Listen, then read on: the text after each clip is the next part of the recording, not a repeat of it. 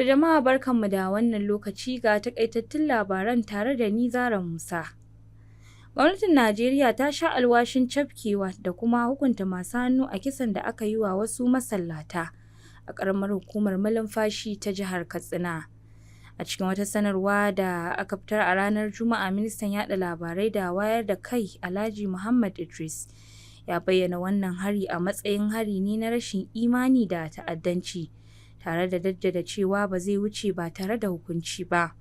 Ministan ya ce jami'an tsaro suna kan bin sawun 'yan ta'addan, tare da tabbatar da cewa ba za a bar wata kafa ba sai an kama su kuma an hukunta su yadda ya dace.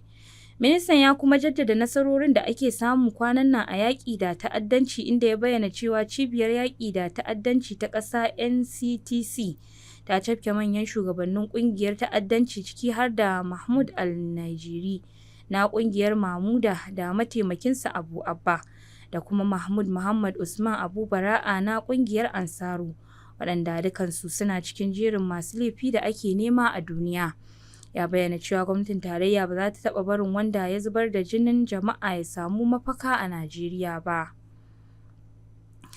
Tunan wata ɗaliba 'yar shekara 16 ta rasu a sakamakon ambaliya a hanyarta ta zuwa duba sakamakon jarabawarta ta kammala sakandare. Praise Malachi, ɗaliba a ajin ƙarshe na makarantar sakandaren gwamnati da ke Samar Zaria, ta samu tallafin karatu daga cibiyar ilimi ga 'yan mata da ke Zaria saboda hazaƙarta a fannin karatu. Mahaifinta Emmanuel Malachi ya bayyana cewa Praise ta gamu da ajalinta ne a hanyarta ta zuwa gida domin duba sakamakon jarabawarta, bayan da abokan karatunta suka shaida mata cewa ta yi fice sosai. Ya ce da misalin karfe 6 na yamma bayan ruwan sama, abokan Praise suka zo shagona suka shaida mata cewa sakamakon SSCE ya fito kuma ta yi matukar kokari, shine ta yi gaggawar komawa gida domin duba sakamakon a wayarta. Firaministan Isra'ila Benjamin Netanyahu ya ce yana shirin kwace cikakken ikon zirin Gaza tare da kakkaɓe ƙungiyar Hamas.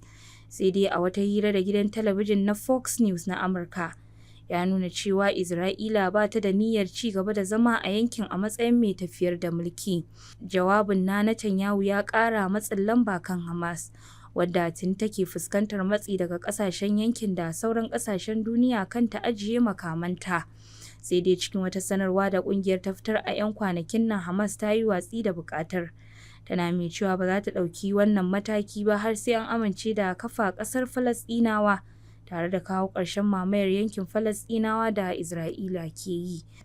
A baya-bayan nan dai ƙasashen yankin da na duniya na ci gaba da kiraye-kiraye ga ƙungiyar ta ajiye dukkan makamanta domin bayar da damar fara tattaunawa kan yarjejeniyar da za ta kai ga amincewa da ƙasashe biyu.